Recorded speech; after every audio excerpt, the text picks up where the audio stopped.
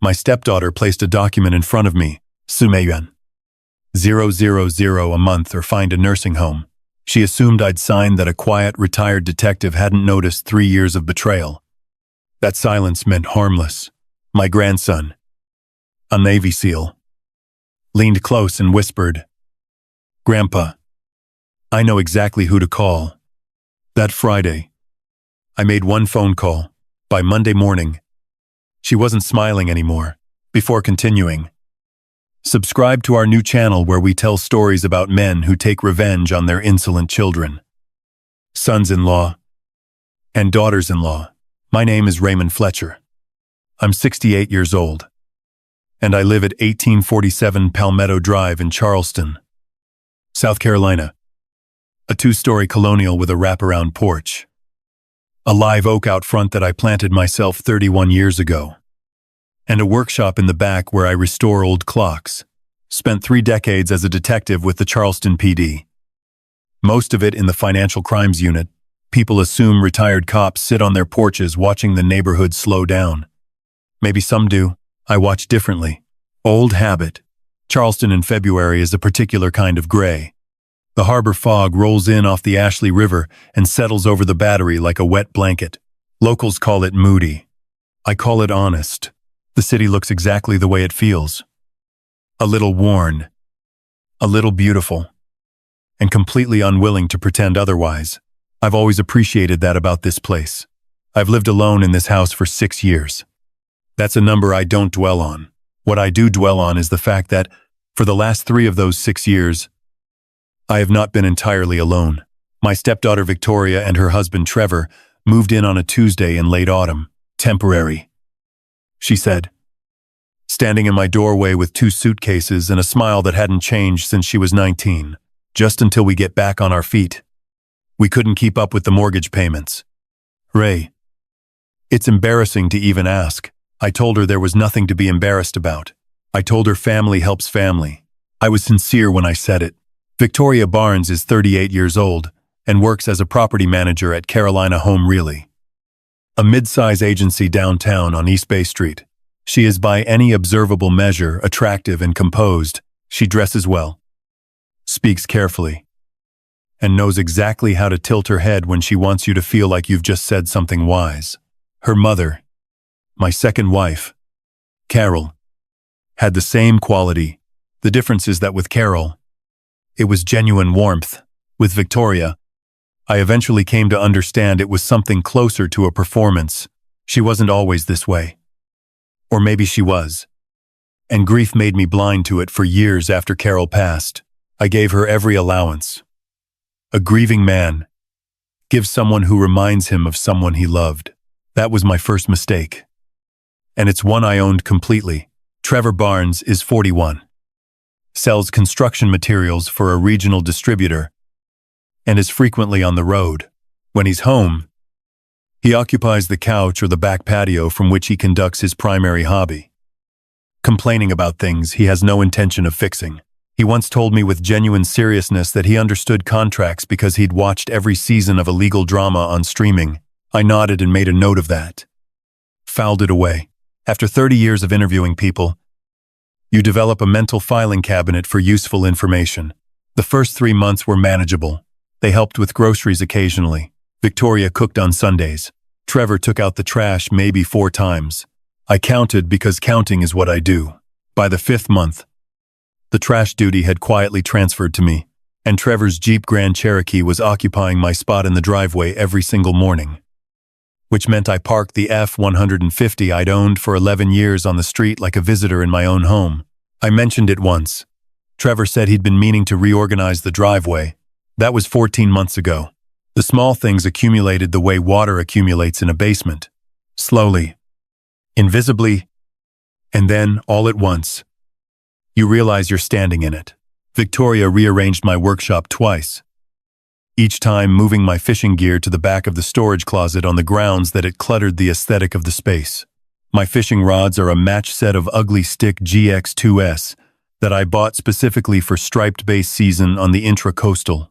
They are not decorative objects. They are tools. but I moved them back without comment, because I was still in the phase where I assumed these were the ordinary frictions of shared living. Then came the evening that ended that phase permanently. It was a Wednesday around 7 inches the evening. I'd come in from the back porch where I'd been working on a mantel clock. A Seth Thomas from the 1880s with a worn mainspring that needed careful coaxing. My hands still smelled like clock oil. Victoria was in the kitchen on her phone, and I could hear her voice from the hallway, easy and unself-conscious. And the way people speak when they're certain they're alone. He doesn't pay attention, she was saying. There was amusement in her voice. The light kind. The kind that comes from being in on a joke. He signs whatever I put in front of him without reading it. He never reads anything. Honestly, it's a laugh. Short. Relaxed. Yeah. That's exactly what I'm saying. I stood in the hallway for a moment. Then I walked to my workshop, sat down at the bench, and picked up the Seth Thomas. Again, the mainspring tension requires patience. You release it one notch at a time. Controlled. Measured. Never letting it snap. I sat there for 20 minutes, working the mechanism and thinking about what I just heard. I did not confront her. I did not raise my voice. I did not ask what she'd meant. I had spent 30 years interviewing people who lied to my face. And the single most important thing I'd learned in that time was this. The moment you show your hand, you lose your leverage. Let people believe they're invisible. Let them keep talking. I set the mainspring. Clicked, the case closed. And wound the clock. It began keeping time again immediately. I found that satisfying. There is a particular kind of disrespect that operates below the threshold of anything you can easily name. It doesn't arrive as one large incident. It arrives as a pattern. 100 small decisions. Each of them individually defensible. That form a shape when you step back and look at them all together. I spent about 6 months not stepping back. Then I did. The household expenses had been a shared arrangement since the second month. I covered the mortgage, utilities, and base groceries. Victoria contributed what she called a household fund. A monthly check she wrote from her account to mine. Ostensibly to cover the remainder, the amount varied somewhere between $350 and $600 depending on the month. And I hadn't examined it closely because I hadn't needed to. My pension from the city, yuan, $850 a month, covered the house comfortably. And I had savings in a separate account that I hadn't touched in years. I don't know exactly what made me pull the old statements that particular Tuesday afternoon. Maybe the phone call I'd overheard, maybe a slower accumulation of details that had finally reached critical mass. Either way, I sat down at the desk in my study, the small room at the end of the upstairs hall that Victoria had twice suggested converting into a guest reading nook. And I pulled 18 months of bank records. She had been writing herself checks from the household fund account. Not large ones. $600 a month withdrawn on the 3rd of each month, transferred to a personal savings account I had no access to. 19 months. I did the arithmetic on the back of an envelope the way I used to do it at my desk in the financial crimes unit. 11元. Sube. I remember the first time Victoria came to stay with Carol and me for a summer. She was 16. Arriving from her father's place in Colombia, with a duffel bag and an expression of supreme teenage indifference. By the 3rd week, that indifference had cracked enough to show something real underneath. A sharp mind and a dry humor that surprised me. She asked me once I kept clocks I never displayed.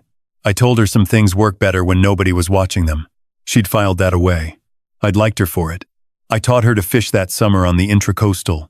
She sat in the boat with her arms crossed for the first hour, then caught a 3 PB flounder, entirely by accident, and was for approximately one afternoon fascinated. She never came back out on the water after that. But for a while, we'd had something. That was 22 years ago. People don't transform suddenly. They drift. And you don't notice until the current has carried them somewhere you wouldn't have recognized at the start. The general power of attorney incident happened on a Sunday morning in the 10th month. Trevor came to find me in the workshop around 9, wearing the expression he deployed when he wanted something. Relaxed man-to-man affability that I recognized as a retail version of persuasion. He had a document in his hand folded in thirds. "Ray, Registration on the F-150 is due. And I've got a conference in Myrtle Beach starting Monday. Victoria's already dealing with a closing. Could you sign this so one of us can handle the DMV run if it comes up? He set it on my workbench. I picked it up and unfolded it. It was a general power of attorney. South Carolina standard form. My name on the principal line. Trevor's on the agent line.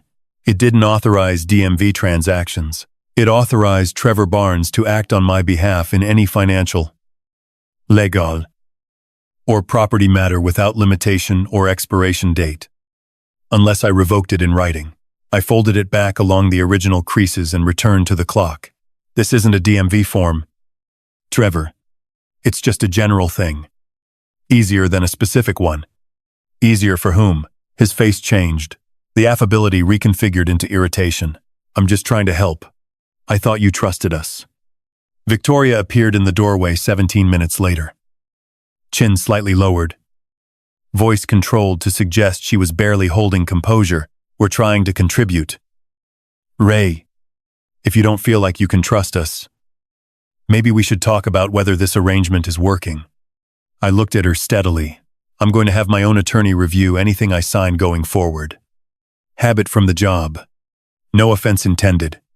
She smiled. Small. Controlled. Of course. Whatever makes you comfortable. That evening, I sat on the back porch while the fog rolled in off the water. I thought about the phone call. I thought about $11. Sube. I thought about a power of attorney that would have handed every financial and legal decision in my life to two people who considered me manageable. I'm not a man who acts on anger. Anger makes you fast and sloppy, and it telegraphs your moves. What I felt wasn't anger, it was clarity. I had spent 3 years being the kind of target I would have recognized instantly in someone else. A man with a valuable asset, a fixed income, and an inclination toward generosity that certain people read as passivity. They had read me exactly that way. The mistake they'd made was assuming a quiet man was an unaware one, that because I hadn't reacted, I hadn't noticed.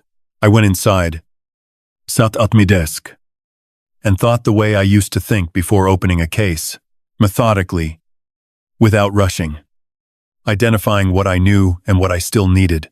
By the time I went to bed, I knew what I was going to do. Not all of it. Not the details. But the shape was there. Clear as the mechanism of a clock before you fit the hands. In the morning, I was going to make some calls. Quietly, the South Carolina Bar Association's referral line picked up on the second ring. I'd looked up the number the previous evening. Sitting at my desk with a fresh legal pad and a cup of coffee that went cold while I wrote notes, the woman on the line asked 3 questions. Area of law. County. Preference for firm size. I said estate and property law. Charleston County. No preference. She gave me 4 names. I spent 20 minutes looking each one up in the state bar's public directory. Active license. No disciplinary history. In years in practice, 3rd on the list. Edward Quinn. Meeting Street. Licensed since 1995. I called his office at 8 the next morning and was scheduled for Thursday at 1100. Before I left, I told Victoria I had a doctor's appointment. She was in the kitchen scrolling her phone, dressed for work in the kind of blazer that signals self-importance. Routine? I said before she could ask. Nothing interesting. She returned to her phone. I picked up my keys and walked out. Quinn's office was on the 3rd floor of a narrow building on Meeting Street, Old Charleston. Wide plank floors. Tall windows. The settled creaking of a place that had been useful for a long time. His assistant offered me water. Quinn himself came out at exactly 11, about 55. Lean. Reading glasses pushed up on his head. The unhurried manner of a man who had heard most things at least twice. Firm handshake. No weather conversation. His office was organized in a way that communicated competence without advertising it. He sat across from me, opened a legal pad, and said, "Tell me the situation." No preamble. I appreciated that. I laid it out like a case summary. 2 individuals residing in my property without a formal lease for 34 months. Unauthorized financial transfers totaling $11. $400 from a joint household account, An attempt to obtain a general power of attorney through misrepresentation of its purpose. A house assessed at $412. 0, 0, 0. Owned outright. Quinn listened without interrupting. What are you looking to accomplish? Protection of the asset. Documentation of the financial misconduct. A legal basis for removal. He nodded. The tool you want is a revocable living trust. The property and liquid assets transfer into the trust, no longer titled in your personal name. Significantly harder to attack through a competency claim. He explained the structure. I remained grantor and initial trustee. Retained full control during my lifetime. Could amend or revoke at any point. But the property would be off a personal probate search. And any challenge to my capacity would require a formal court proceeding with a high evidentiary bar. Who would you name as beneficiary, he asked. My grandson. 24. Stationed at Camp Luan. The son of my son, who died when Cody was 11. There was no one else. Cody Fletcher. I said, documents drafted within 10 days. Filing with Charleston County Register of Deeds. 2 to 3 days after that. Full package, including property transfer and account retitling. Sumayuan. Lambe. I wrote him a check before I left. 2 days later, I was in North Charleston, in a low building on a commercial strip between an auto parts store and a tax service. The door said Perry Investigative Services. I'd found the listing through an online search, verified the state PI license, and read through the reviews. Louise Perry was about 45. Short, dark hair. The practiced stillness of someone accustomed to watching without being noticed. 12 years in insurance investigations before going independent. Disk covered in folders. Whiteboard on the wall. No motivational quotes anywhere. Good signs. Both. I explained what I needed. Documentation of the transfer pattern. Analysis of the bank records. And a search for any business registrations tied to Victoria Barnes at my address. I handed her a folder with the highlighted bank statements. She looked through it steadily. 19 months. $600 each. Totaling, élevé. Sube. Correct. Correct. Joint account. You funded it. She was co-signer for household bill payments. I paused. I should have closed it the first month. You trusted someone. That's not a character flaw. She set the folder down. $95 an hour. $800. Minimum retainer. If the registration search turns up anything significant, I'll call before proceeding. I left with a receipt for $800 and drove back across the bridge. The house was quiet. Trevor was in Wilmington on a sales run. I went to my workshop and picked up the Waltham pocket watch I'd been working on. Iten Zobailing Sen. Cracked crystal. Balance wheel running 5 minutes fast. The replacement crystal had arrived from Connecticut the day before. I seated it. Checked the wheel. Running even. Victoria appeared in the doorway a few minutes later. Still in her work clothes. Glass of water in hand. Doing the casual scan of the room she'd started performing lately. Eyes moving across shelves and benches, with the specific attention of someone taking inventory. Where were you this morning? Doctor's appointment. Routine. You were gone a long time. Traffic on the crosstown. She held my gaze a beat too long. Then smiled. Small. Controlled. I'm making pasta tonight if you want some. I'll figure something out. She left. I listened to her footsteps recede. She didn't believe me. I could read it in the pause. That fraction of a second recalibration, something had shifted in the past few days. And she couldn't name it yet. That was fine. She'd spent years reading my surfaces and concluding I was manageable. She'd never needed to look any deeper than that. A week passed. Then another. I'd become a careful observer of the house in a way I hadn't been before. Not paranoia, but the trained attention of a man who has reopened a case file and is reading it with fresh eyes. Details I dismissed as minor frictions over 3 years began to form a coherent picture. Victoria checked my mail first. I'd noticed it twice before and attributed it to carelessness. She'd grabbed the stack from the box, sorted on the kitchen counter. Leave my envelopes already opened with a post-it reading yours. I started thinking about what she'd read over 19 months. Bank statements. Insurance documents. The annual property tax notice listing the assessed value of 1847 Palmetto Drive. 412美元. Ling ling ling. For a woman who dealt in property transactions every working day, that number wasn't abstract. It was an inventory item. Trevor had begun asking questions about the house framed as small talk, spaced across different conversations. Vac age. Roof condition. Foundation history. He delivered each one with the casual confidence of a man who believes he's being subtle. He was not. Someone was compiling a property condition summary, and that someone had a clear use for it. Louise Perry called 9 days after our first meeting. Initial report is ready. Can you come in today? I was at her office by 1100. The bank transfer records were laid out first. 19 months. $600 each. Totaling. Elevi. 400. Transferred to a savings account in Victoria Barnes's name, at a separate institution. Transfer dates highlighted. Then she turned to the second section, VB Property Consulting LLC. She said, registered with the South Carolina Secretary of State 8 months ago. Registered agent Victoria Barnes. Registered address. She turned the page toward me. 1847 Palmetto Drive. Charleston, South Carolina. My home address. Used as the legal registration address for a private LLC I had never been told about and had not consented to. It created a paper trail connecting her business operations directly to my property. Business activity. Property consulting and acquisition advisory. She's already a licensed property manager at a real estate firm. This LLC is a separate vehicle for private transactions, the kind that wouldn't go through an employer's books. Off-market transfers. A seller whose capacity might be questioned. The structure had a specific and familiar shape. One more item. She turned to a third section.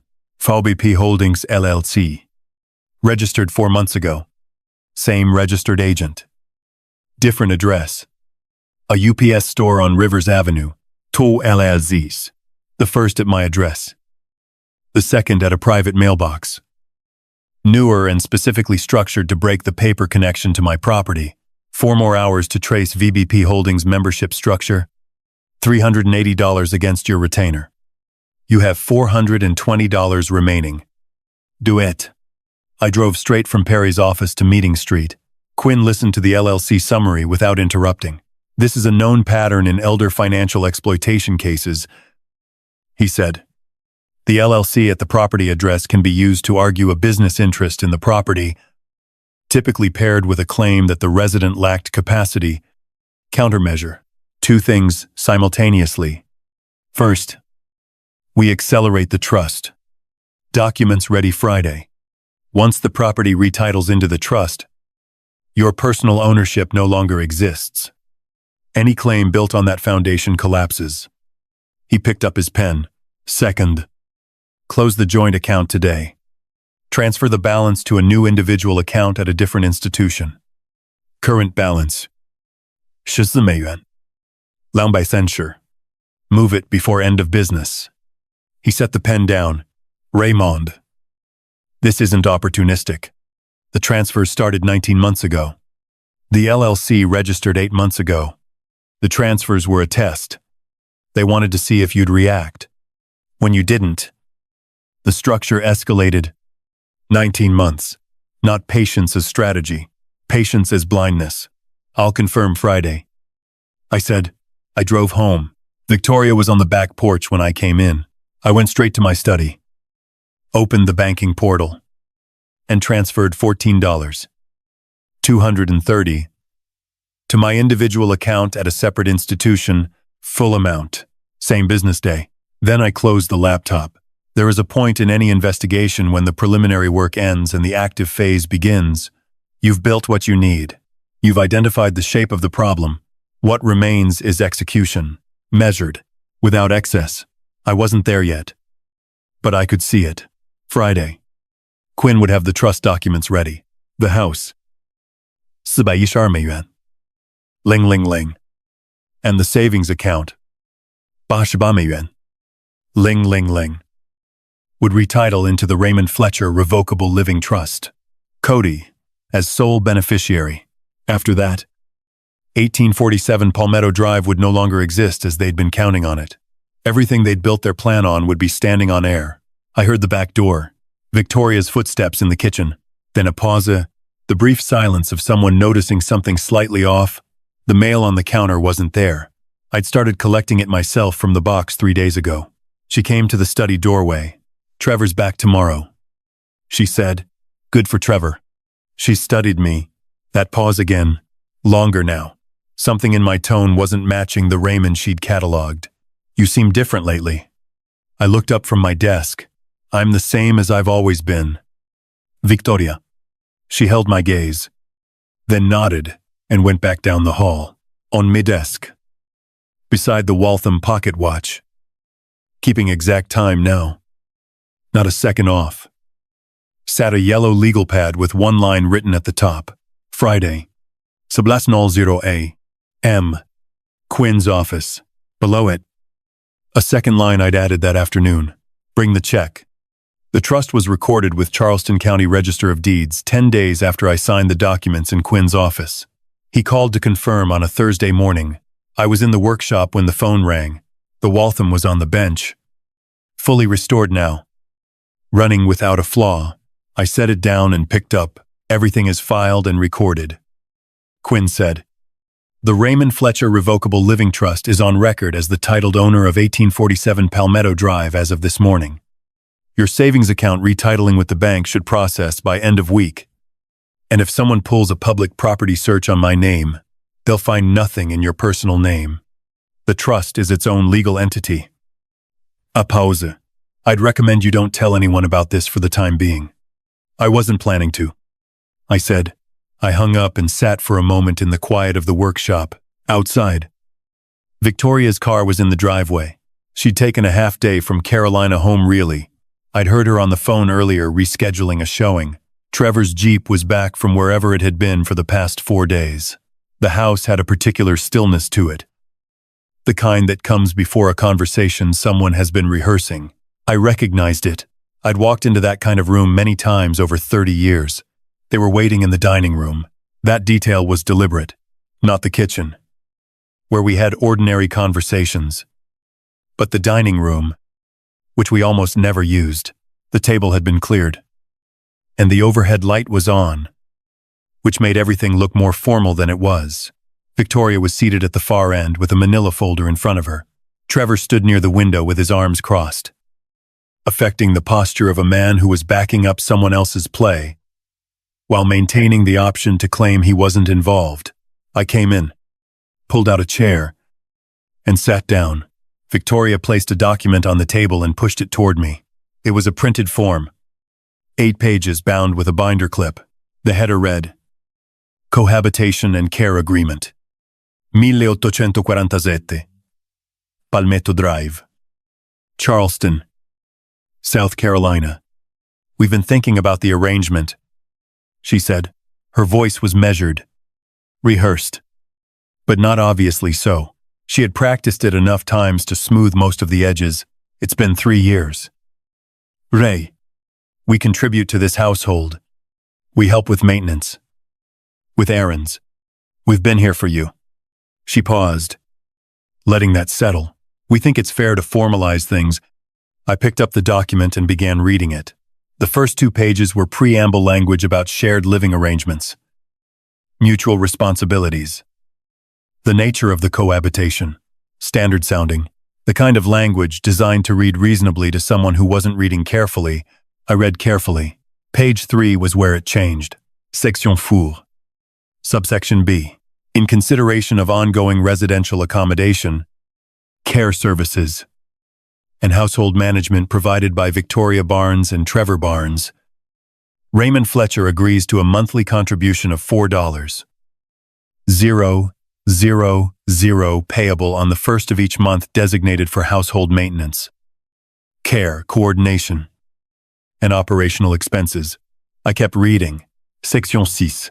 In the event Raymond Fletcher is unable or unwilling to meet the monthly contribution described in Section 4B, the parties agree that Raymond Fletcher will voluntarily transition to an appropriate elder care facility, including but not limited to facilities located on Highway 17, Charleston County, at a timeline to be mutually determined, but not to exceed 60 days. 10,000 a month, or I leave my own house within 60 days and move to a care facility on Highway 17. My pension was $3,850 a month. I read through to the end. The signature block had 3 lines, one for Victoria, one for Trevor, one for me, with a notary acknowledgement section that had already been prepared with a notary stamp from a service on King Street. They'd had this notarized in advance of showing it to me. The confidence in that detail was almost impressive. I set the document down on the table, folded my hands, looked at the wall for a moment. Then at Victoria, then at the document. I picked it up again and folded it along the center crease, the way you fold a letter before returning it to an envelope.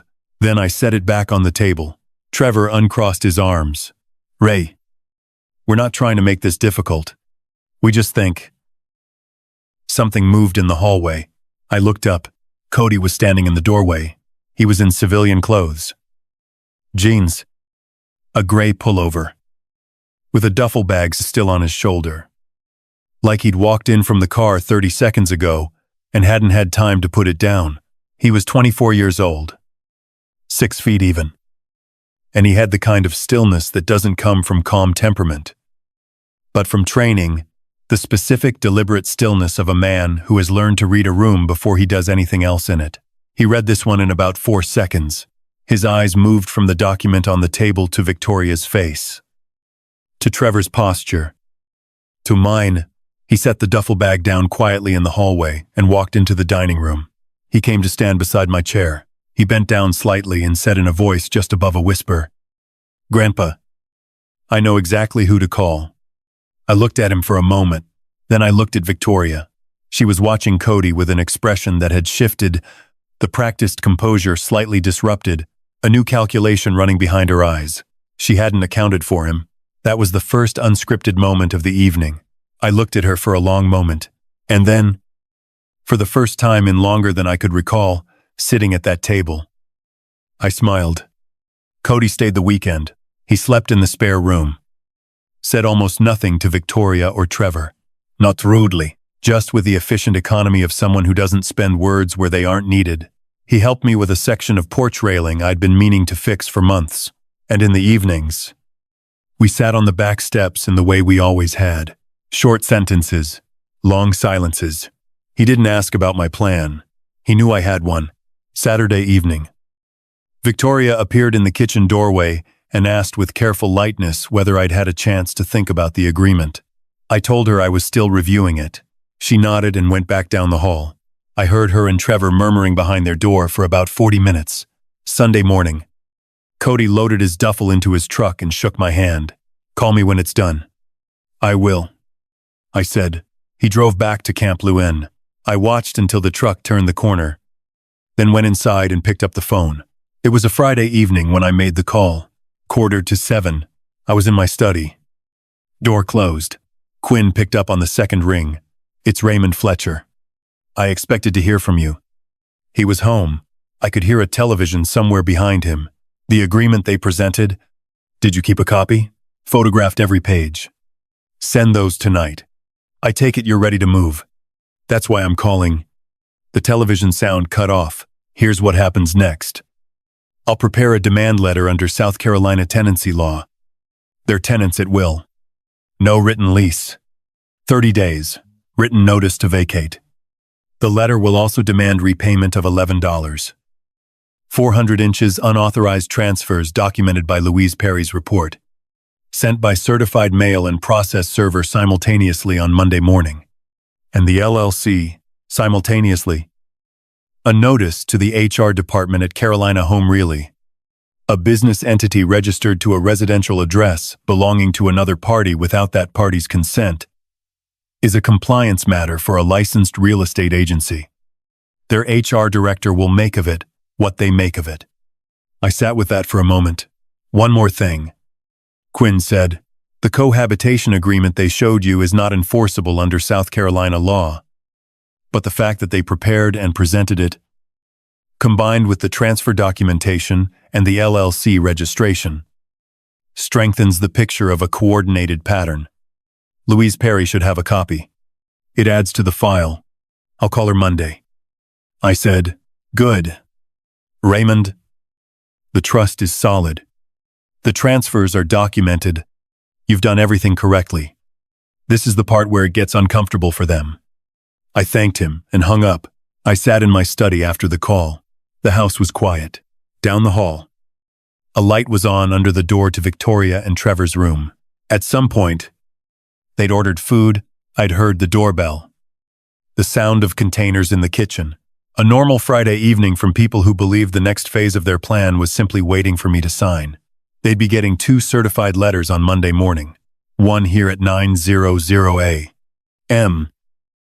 hand-delivered by a process server. One at Carolina Home Really on East Bay Street. Arriving in the Morning Post, I allowed myself briefly the satisfaction of a man who has measured everything correctly and is watching the mechanism engage. Monday came with flat gray skies and a cold wind off the harbor. I made coffee at 6:00, read on the porch, and was back inside by 8:30. Atnoopatru. The doorbell rang. I didn't go to answer it.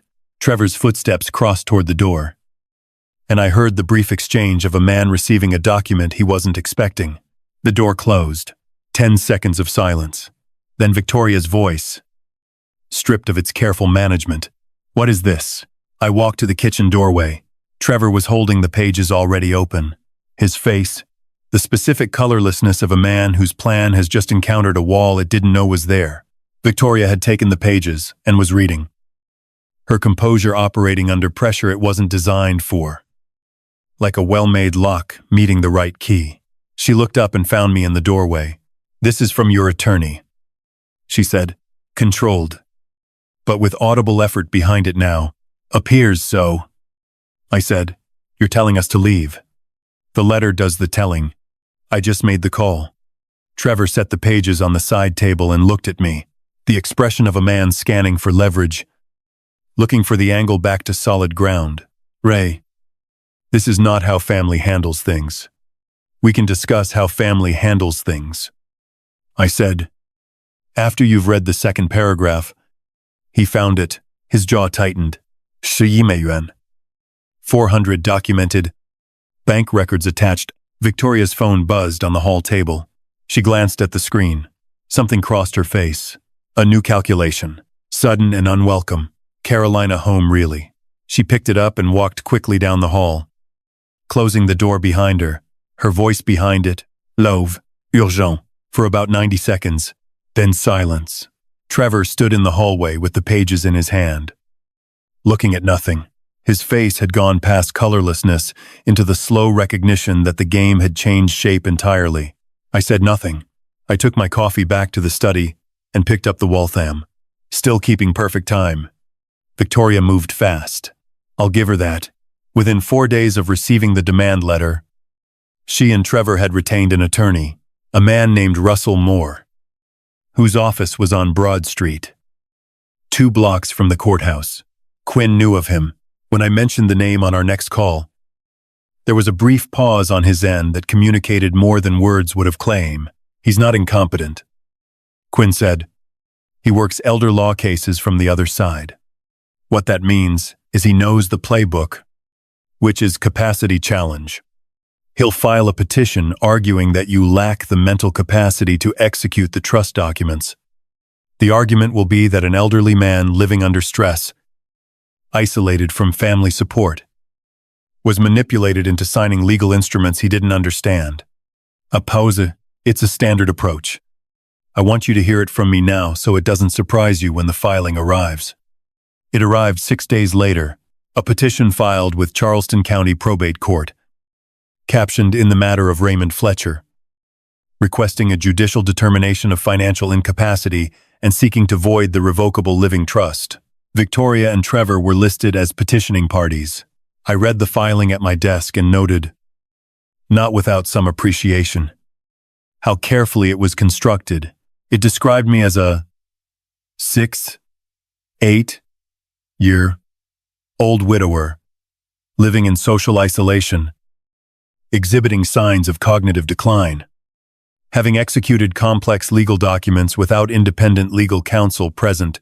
That last point, technically imprecise, since Quinn had been present at the signing. But Moore was counting on the petition language landing before anyone checked the details. I called Quinn and read him the relevant paragraphs. He said, "The independent counsel point is easy. I was there." Claire notarized it. "We have a signed acknowledgement. The capacity claim requires a response." He was already thinking ahead. "We need an independent neuropsychological evaluation. Not our choice of examiner. We want the court's own recommended evaluator or someone from USC. If we choose the examiner ourselves, Moore will challenge the objectivity." 2 weeks later, I drove to the Medical University of South Carolina on Jonathan Lucas Street and spent 90 minutes with a doctor, Anita Forsythe. Memory sequences, pattern recognition, verbal fluency, executive function tasks, the standard battery for cognitive impairment assessment. Afterward, she said the results would go to the court within 10 business days. "Any preliminary observations?" I asked. 93rd percentile for executive function in your age group." She said, "The rest is in the report." I drove home along the waterfront and stopped at the end of Palmetto Drive to check the mailbox before pulling in. A letter from Carolina Home Really was in the stack, addressed to Victoria, which I sat on the hall table without opening. The return address told me enough. Their HR department had not been idle. Louise Perry called that same afternoon. "I've added the cohabitation agreement to the file. I'd like to discuss the video surveillance records." "What video records?" "The motion-activated exterior camera I installed on the northwest corner 3 weeks ago. You approved it on March 3rd. I had. She'd mentioned needing to document property condition and unusual activity. The camera was mounted near the roof line, angled to cover the driveway and the detached garage, where I kept the F-150, against the back wall. The furniture I'd moved into storage when Victoria decided the dining room needed refreshing. "What does the footage show?" I asked. 19 days of routine activity. And then, 4 days ago, Trevor Barnes loading items from the garage into his Jeep Grand Cherokee. The footage is time-stamped and clear. Another pause, including the antique secretary desk from the back wall, the one with the brass hardware. I sat very still for a moment. The secretary desk was a 19th century piece, walnut, original hardware, purchased at an estate auction in Savannah 15 years ago. A dealer I'd consulted once, purely out of curiosity, had estimated its value at $8. Sube. Trevor had loaded it into his Jeep on a Tuesday afternoon while I was at my appointment at Muss. "Send me the footage," I said. I called Quinn and then called the Charleston Police Department's non-emergency line. A patrol officer came to the house within the hour, took my statement, reviewed Perry's time-stamped footage on my laptop, and filed a report, theft of personal property valued at $8. Sube. A felony threshold in South Carolina. The officer asked where Mr. Rang. Barnes was currently. Trevor's Jeep was in the driveway. He had apparently not yet moved the desk from his vehicle. The officer asked if he could speak with Mr. Barnes. What followed was not something I witnessed directly. I stayed in my study, but I heard it with reasonable clarity through the walls. Trevor's voice. Initially the affable man-to-man register he used when he wanted something, then a shift as the officer explained the nature of the report, then something that sounded less like conversation and more like a man running rapidly through his available responses and finding none of them adequate. Trevor spent 4 hours at the Charleston Police Department's headquarters on Lockwood Drive. The secretary desk was returned to the garage before the Jeep left the property. When Trevor came home, he walked past the study without speaking. His face had the tight, compressed quality of a man holding a great deal of something and not allowing any of it to show. I found that more informative than whatever he might have said. Quinn called on a Thursday morning, and I could tell from the first 2 words, "Raymond, listen," that something had landed. Moore filed a supplemental motion. He says he found a defect in the trust documentation. Exhibit C. The schedule of assets attached to the trust. The addendum list. The second page is missing the notary acknowledgement block. The notary signed page 1. Page 2 was not separately acknowledged. I sat down. Is the defect real? It's real. Quinn's voice stayed level. It's a technical error. Claire.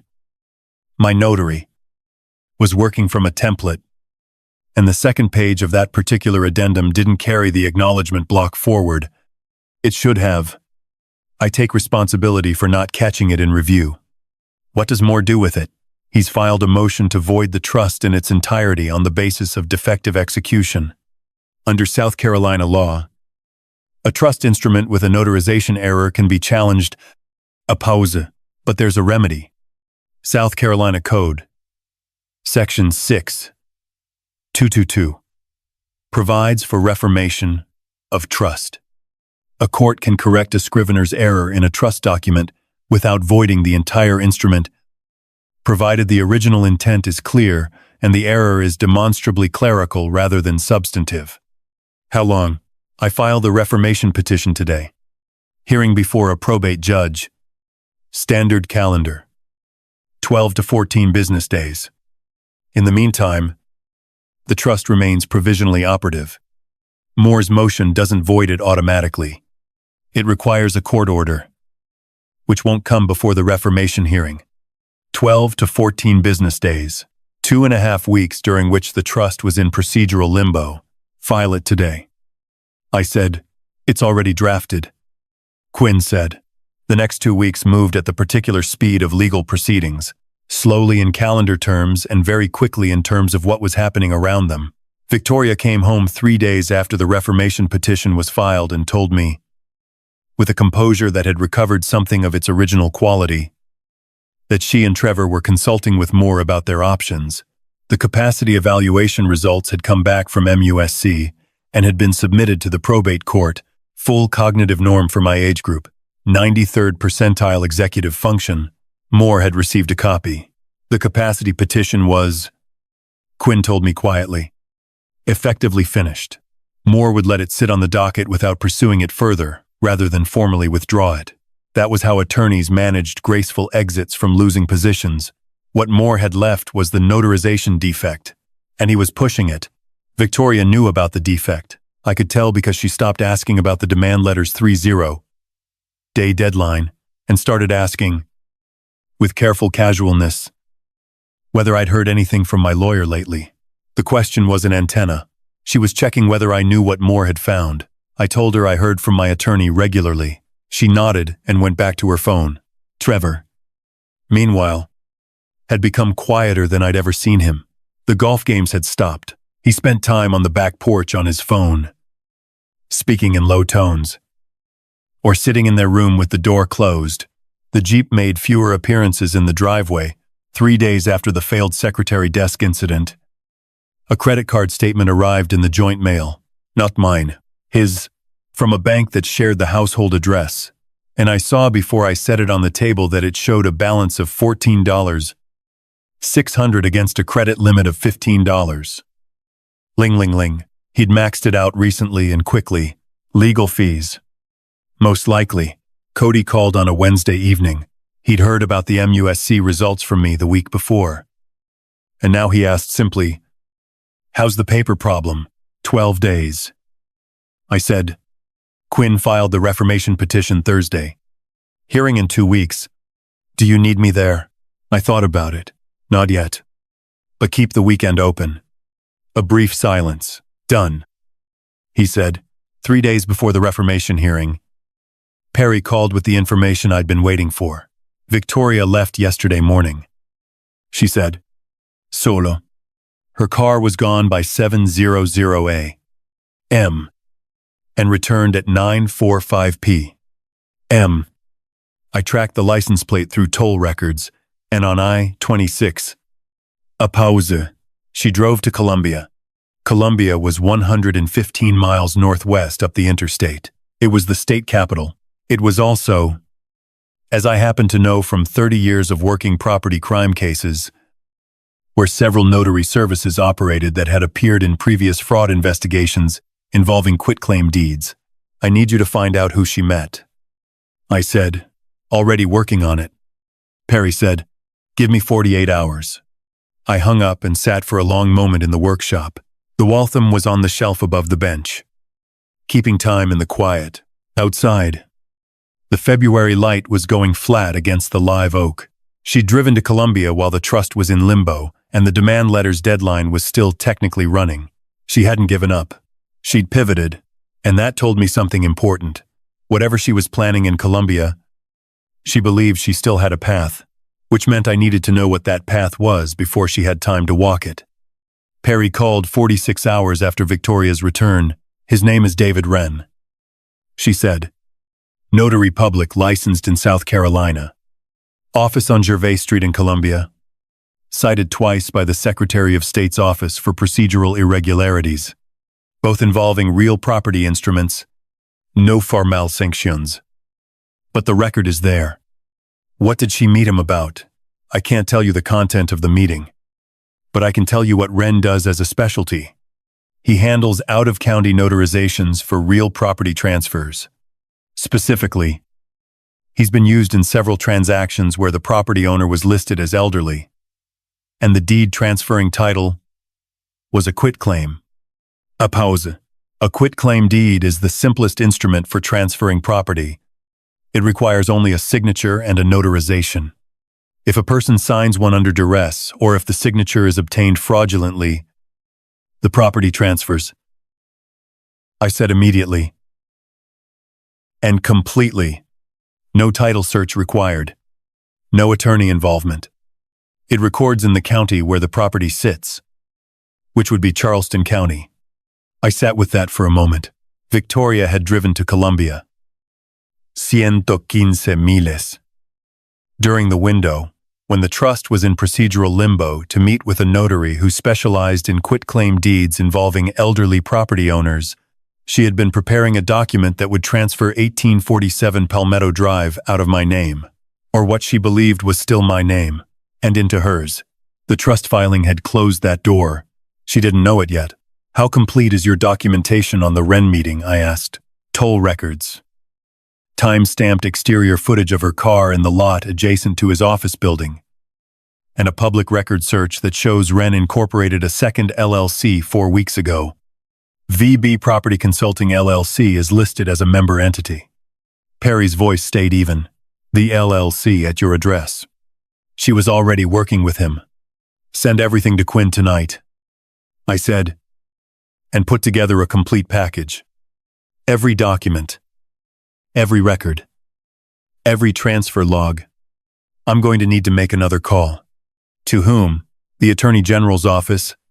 The South Carolina Attorney General's Consumer Protection and Elder Fraud Division operates out of an office on Main Street in Columbia. Quinn had the direct contact. 2 days after Perry's package arrived, Quinn and I were on a conference call with a senior investigator named Patricia Holloway. She listened without interrupting, while Quinn walked through the documentation. The LLC at my address. The unauthorized transfers totaling $11. Sube. The cohabitation agreement with its $4. 000 demand. The capacity petition, the secretary desk, and the meeting with David Wren. When Quinn finished, Holloway was quiet for a moment. The Wren connection is what moves this from civil to criminal territory. She said, if we can establish that a quitclaim deed was being prepared for fraudulent execution against a property owner, particularly one who is elderly, that's a violation of South Carolina Code Section 1613240, Real Estate Fraude, up to 5 years. What do you need from us? Quinn asked. Everything Perry compiled, plus a signed statement from Mr. Fletcher. We'll open a preliminary inquiry. If Wren cooperates, and he typically will when the alternative is a felony charge on a second offense, we'll have the full picture quickly. I gave a signed statement the following afternoon. Wren cooperated within the week. His attorney negotiated a proffer agreement, full disclosure. In exchange for a reduced charge, what he disclosed was precise. Victoria had engaged him 6 months prior. The quitclaim deed had been drafted, and was ready for execution. It needed only my signature, which she planned to obtain through the cohabitation agreement's pressure mechanism, or, if that failed, through the capacity petition. The deed would then have been recorded in Charleston County, transferring title to VBP Holdings LLC, the second entity at the UPS store address. Before any challenge could be filed, the trust had closed every part of that path. She hadn't known about the trust when she drove to Columbia. She had been preparing a document to transfer an asset I no longer personally owned. The investigative notice arrived at 1847 Palmetto Drive on a Thursday morning, addressed to Victoria from the Attorney General's office, identifying her as a subject of a preliminary inquiry under SC Code Section 1613240. I was in the kitchen when she opened it. The sound of the envelope, then silence. The particular silence of a person whose calculations have just collapsed, then her footsteps, quick and uneven toward the bedroom. The door closed, her voice low and urgent on the phone. 40 minutes later, Trevor came into the kitchen. He looked like a man who had been awake too long. His face had the compressed quality I had seen after the police visit. But worse, Victoria got a letter. He said, "I know." I said. He stood for a moment, then sat down at the kitchen table. It was the first time in 3 years I had seen Trevor Barnes sit at that table and have nothing to say. "What happens now?" he asked quietly. "That's a question for your attorney." I said, "Or hers." He nodded. Whatever he'd hoped to find in my answer, he hadn't found it. Later that week, Carolina Home really sent a registered letter to the house. I left it on the hall table for Victoria. I didn't need to read it. The return address was sufficient. Her employment had been terminated for conflict of interest. 3 days after that, Trevor loaded his Jeep with what I counted as 11 bags and boxes. He came to the study doorway and said in a voice that had lost most of its familiar register, "I'm going to stay at my parents' place in Columbia for a while. Safe drive." I said. He left without another word. The day Victoria left, it rained. A slow, steady Charleston rain, the kind that settles in off the harbor and doesn't hurry. I was in the workshop when I heard her car in the driveway. 2 trips, which meant she was taking what she could fit without making arrangements for the rest. The second time she came through the front door, her heels were wet and her face was doing something I hadn't seen from her before. Not the composed mask, not the wounded sincerity, something stripped back to the structure underneath. Without the performance over it. She stopped in the hallway. I was standing near the kitchen doorway. She looked at me for a long moment. Her posture was different from every other time I had seen her in that hallway. The careful erectness, the management of impression, was gone. She stood the way people stand when they are very tired and have stopped trying to look otherwise. She didn't say anything. She looked at me. And then she looked at the wall. And then she walked out the front door. I heard her car back out of the driveway. The sound of it moved down Palmetto Drive and faded into the rain. I stood in the hallway for a moment, then went to the kitchen and put water on for coffee. The house on Palmetto Drive had been occupied continuously for 3 years by people who treated it as a resource to be extracted without them in it. It was quiet in a way I'd almost forgotten. Not empty, but still. The particular stillness of a place that belongs to itself again. I opened the windows in the study. Outside, the live oak I'd planted 31 years ago moved slowly in the wet air. Quinn called that afternoon to confirm the status of the various proceedings. The trust was confirmed, valid and operative by the probate court's reformation order issued 12 days after filing. The property and the savings account, Bashabameyuan, Ling Ling Ling, were titled in the trust with Cody as sole beneficiary. Moore's capacity petition had been withdrawn the previous week. Quietly, without formal notice, the civil claim stood at $11. 400 pouces principal, plus $4. 200 inches legal costs. Shulmayuan. Sissons Total. Victoria had been served. The Attorney General's inquiry into the quitclaim deed matter had been elevated to a formal investigation under SC Code Section 1613240. With charges pending, Victoria had retained a criminal defense attorney within 48 hours of the investigative notice. Carolina Home Really had separately filed a civil claim against Victoria for unauthorized use of a licensed agency's address for private business registration. "Is there anything else you need from me right now?" Quinn asked. "Not today." I said, "A brief pause." The briefest I'd heard from him. "You handled this correctly." "Raymond, at every step, I had good counsel." I said. He made a sound that, from Quinn, was the equivalent of a modest smile, and hung up. Cody arrived that evening. He'd driven up from Camp Loon after his shift, 4 hours on I-40 and I-26. I heard his truck in the driveway and went to the porch. He looked at the house before he came up the steps.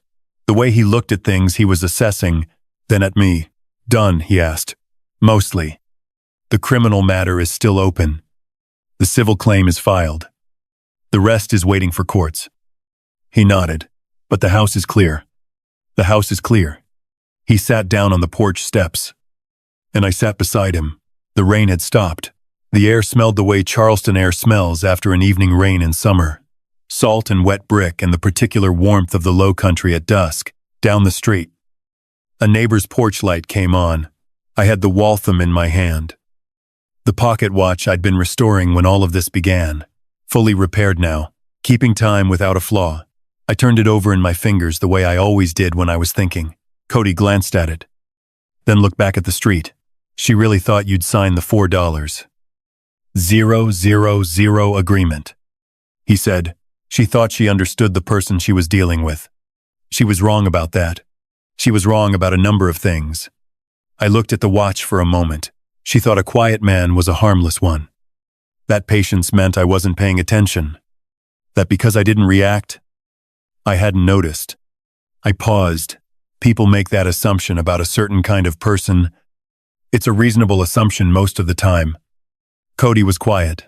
"The thing about 30 years working financial crimes," I said, "is that you spend most of it reading documents and watching people lie.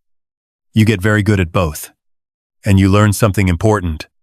The person who stays calm in the room almost always has more information than the person who's performing." She was always performing. From the first day she walked in the door with those 2 suitcases. I set the watch down on my knee. The harbor light was fading out over the rooftops to the east. She forgot that I'd spent 3 decades watching people walk into rooms exactly the way she walked into mine. Sizing up the space. Deciding what they could take. I looked at the live oak at the end of the front walk. The rain had darkened its bark, and the branches moved in the last of the evening breeze. 30 years I read people like that. I said quietly. She just forgot that I could write. 2. Cody nodded once. The way he did when something was settled. We sat on the porch of 1847 Palmetto Drive while the sky went dark over Charleston and the Waltham kept perfect time in my hand and the house behind us was quiet, and mine. If you like this story, subscribe to our new channel and listen to a few stories there. You can find the link to it in the collaboration or description of this video or in the comments. Subscribe so you don't lose us, because this channel may soon cease to exist.